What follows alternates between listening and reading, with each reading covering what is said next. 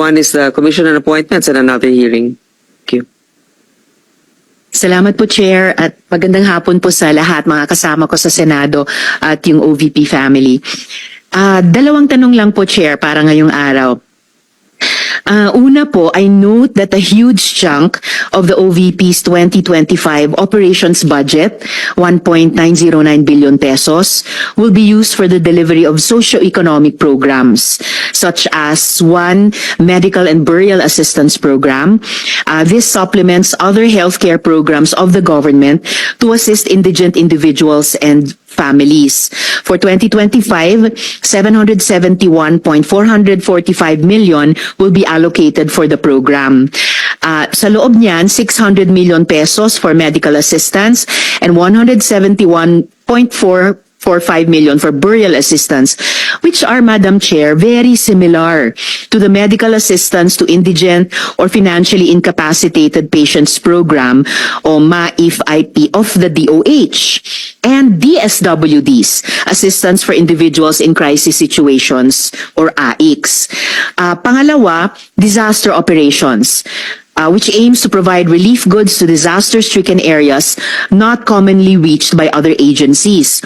Para doon, 101.644 million pesos.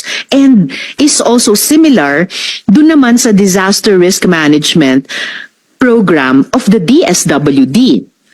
Third, relief for individuals in crisis and emergencies, or providing food boxes or food items to families who are ineligible for OVP's other services. So 50 million pesos, which is also similar to DSWD's AICS. And last, Magnegosyo Taday, livelihood assistance for those with entrepreneurial skills, 150 million pesos, which is also similar to DOLE's naman, Integrated Livelihood Program o DLIP. So, ang tanong ko po dito, Madam Chair, anong nag-lead sa OVP na mag-consider na i-launch yung ganitong programs?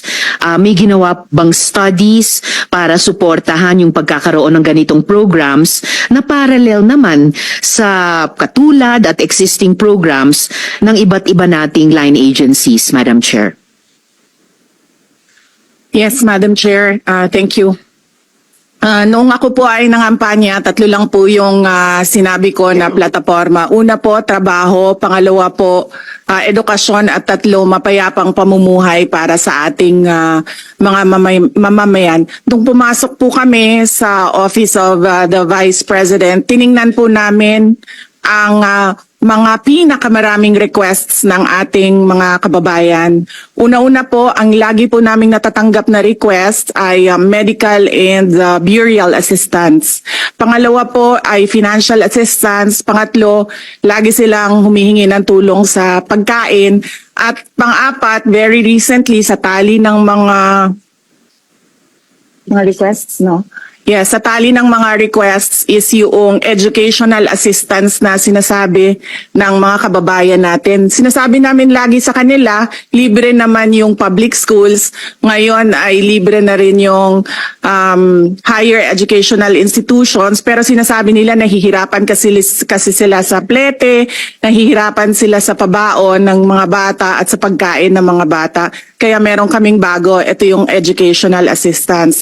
At ang panghuli naman, lagi naming natatanggap na request galing sa ating mga kababayan ay kapag sila ay naging biktima ng disaster, whether man-made or natural disasters. So sila po ay lumalapit sa Office of the Vice President.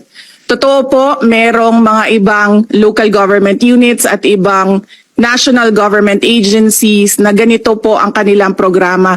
Pero po, nung ako ay umupo as a Vice President, I took an oath, and doon sa oath, I said that I will do justice to every man. So hindi po kami pwedeng humindi sa mga tao na humihingi ng tulong, lalong-lalo na ay kaparte ng gobyerno ang Office of the Vice President. Salamat, VP, Madam Chair.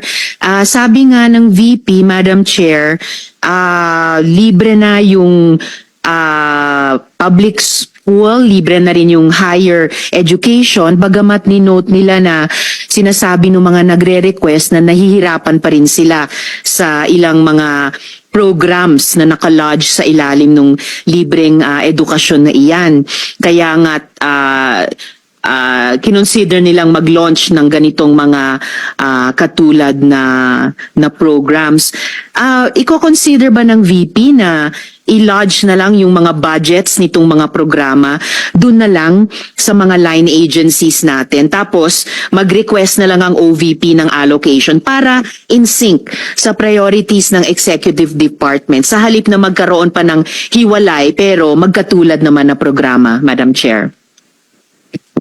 Madam Chair, we only submit the budget and we leave it to the discretion of all the members of Congress to decide on the budget. We can only propose a budget for the Office of the Vice President. Pero magbibigay po ako ng halimbawa kung ganun po ang gagawin natin. Tulad po ng AIX ng DSWD. Kapag meron po kaming nire-refer o binibigyan ng endorsement ng AIX sa DSWD, kadalasan po nasagot sa amin ay hindi pwede dahil galing yan sa Office of the Vice President at kalaban yan.